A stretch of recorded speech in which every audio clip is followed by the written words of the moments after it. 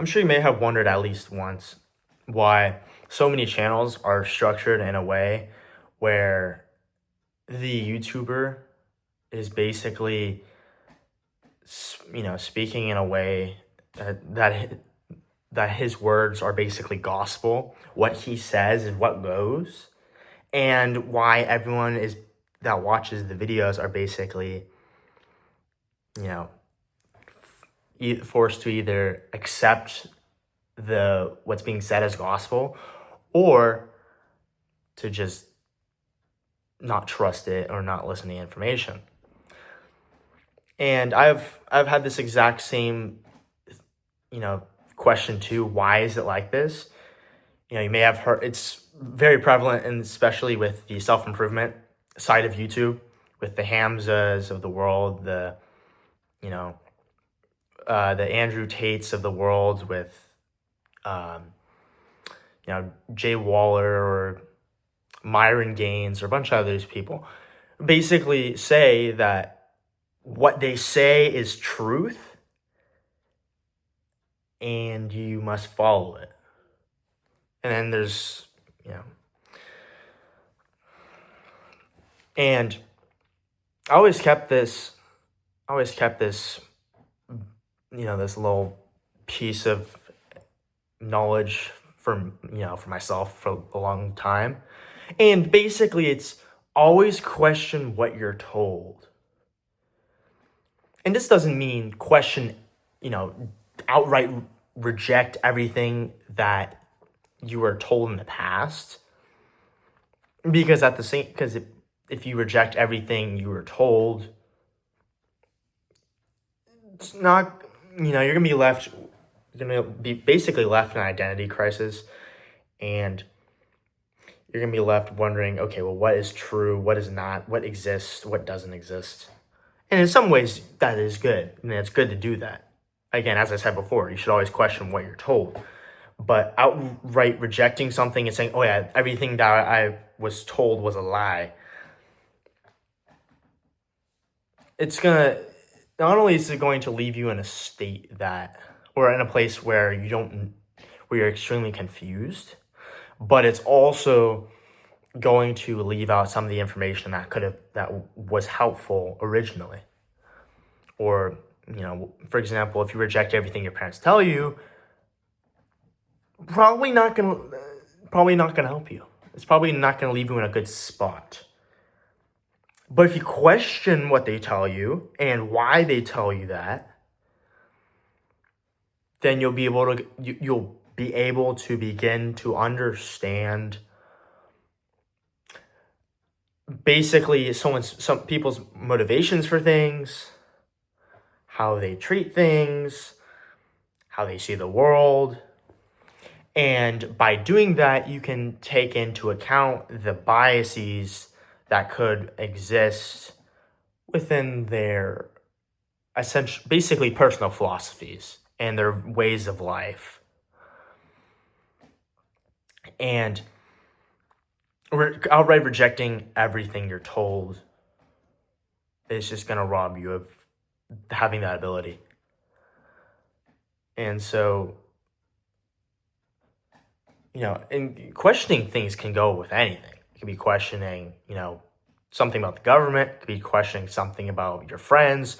It could be questioning something about your parents are telling you, or what your parents are telling you. It could be something about, how does what are corporations? It could be about corporations and how they operate, and why are they doing some things, and how do I basically starting to figure that out. Again, I could go for pretty much anything, because if you don't question everything you're told, or even if you don't question anything at all, then you're basically a sheep to the slaughter, because you're just blind. You're basically just accepting what someone else is telling you, and then just plugging it into your brain like it's a motherboard or a piece of RAM. basically, piece of RAM is it's a memory card for PCs. But yeah, it's like plugging a motherboard into your computer, where the person who, or the company or the entity or any other individual, is essentially telling you what you should think. And it should be how to think instead of what to think. And this kind of starts with the school systems, where they're telling you, sit down, go through the classes, go to school at 8:30 or 8 o'clock, come out at 3:30, do the same thing 5 days a week. Don't ask questions of why it works the way it does, or how it runs, or why this is even useful. Is this even useful in the first place? Is this actually a waste of my time? And do the same thing for 12 years until you decide, okay, well, should I go to college? Should I not go to college? And in a way, you're kind of forced to go to college, not directly forced to, but you're kind of, in a way, looked down upon if you don't go to college. And it's almost how they look down on trade schools and more vocational jobs. Well, I mean, that is trade school, because you go to trade school for vocational jobs. So, whether it's city jobs or trade school, or you're starting your own company, people in a way look down on you for not following the current path.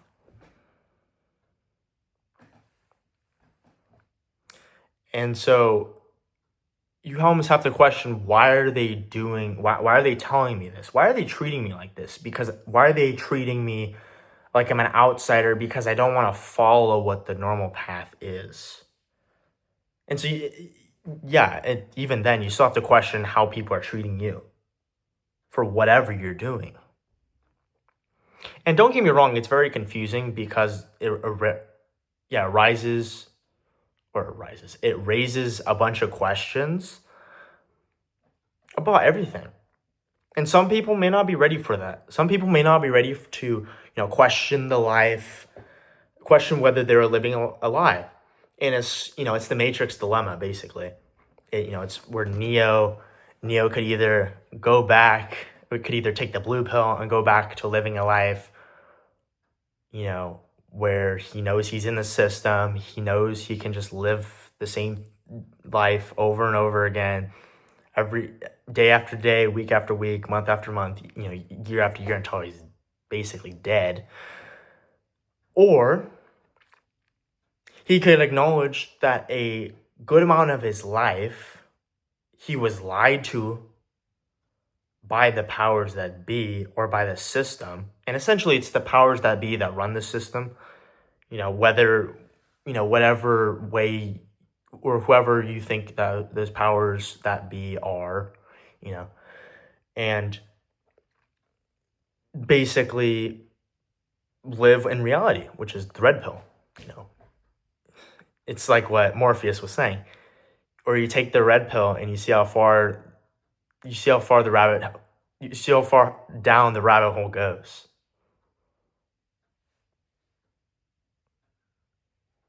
And that's and again, people may not be ready for that. And that's why they still accept what they're being told, whether it's by the media, or by other people, or by their friends, or by their parents, or their companies, the companies they work at,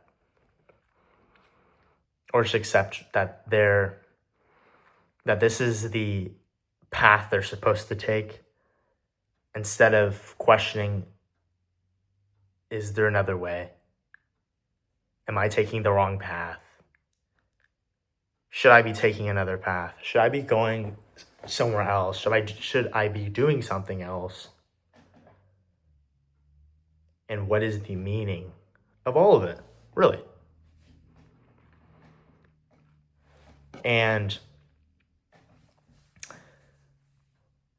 And then so again, this basically they stay in their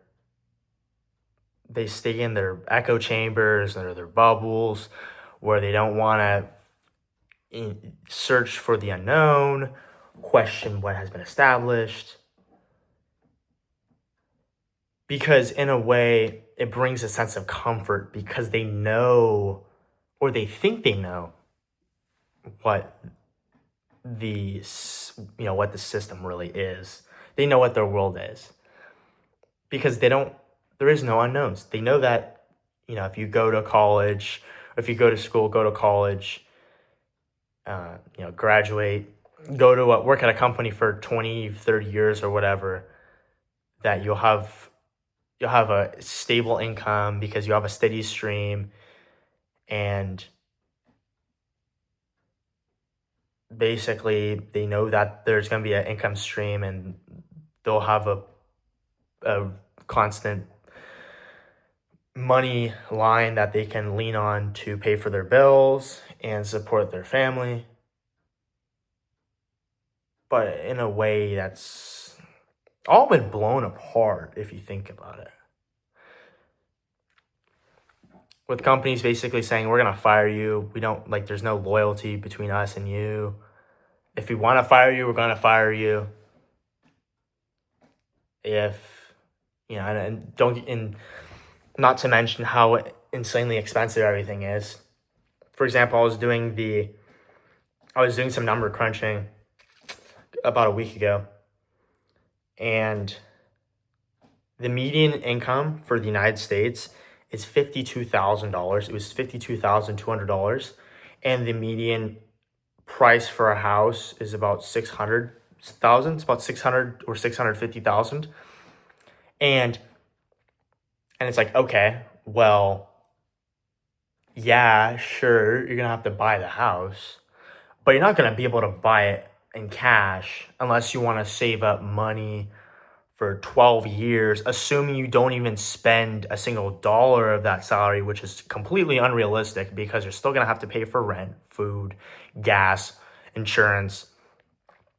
You're going to have to, excuse me, and you're going to have car loans or other sort of repayments, and maybe student debt if you're coming out of college, because a lot of these kids are coming out of college with a bunch of debt. And so really what it comes down to is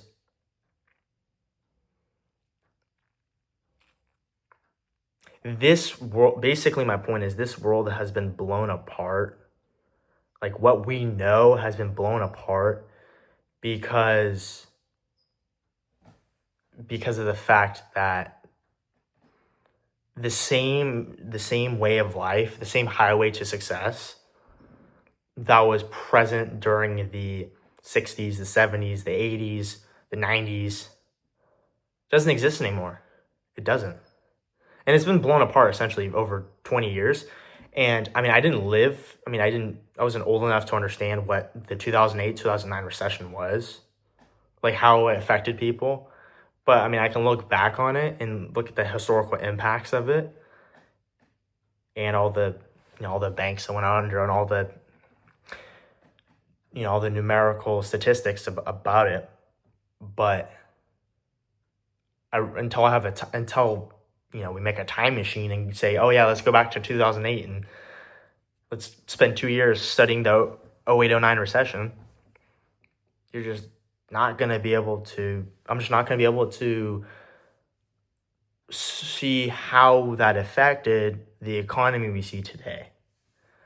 However, we do notice that the government did print a lot of money to bail out banks in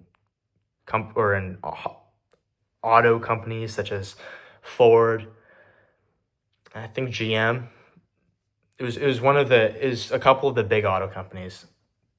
Don't quote me on that. I'm not entirely sure which one it was, but it was a couple of big auto companies too that they bailed out. And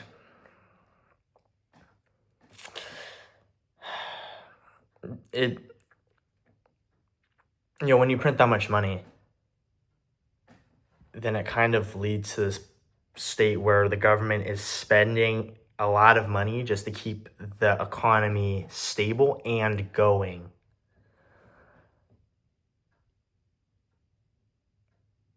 And that's not when the government is constantly spending money, then they're constantly printing money to get us, because they're getting us more into debt and they're trying to inflate their debt away. And so when they print this money, it makes it harder for people to be able to afford basic necessities, which is why the job from the same company that was, that was a stable wage and could get you to afford, or could enable you to afford the home, the bills, the family, the pets, doesn't exist anymore because everything just costs that much more than it did 20, 30, 40 years ago.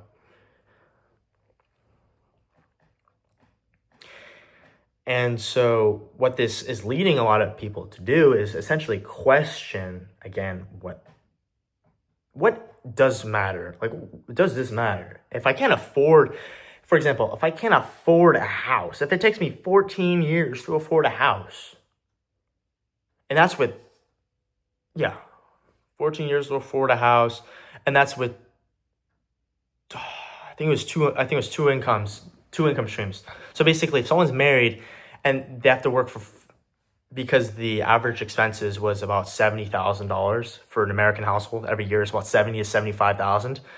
And so if you're saving 20,000 a year, or let's call it 25,000 a year, then forget taking, what was it? So that'd be 600,000 over 25,000. So 600 over 25, let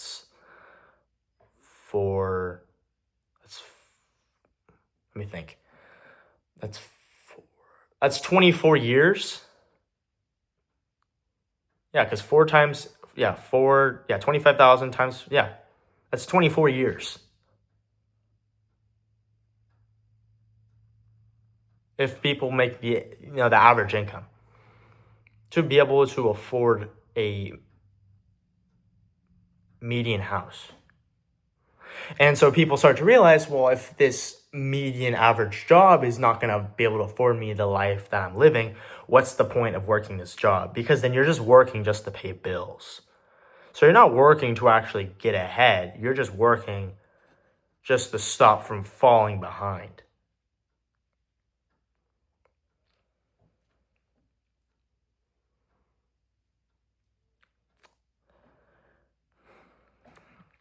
Anyways, if this video resonated with any of you guys, then feel free to give it a like or comment or subscribe to my channel. And I appreciate your time. I'll see you in the next one, and thank you.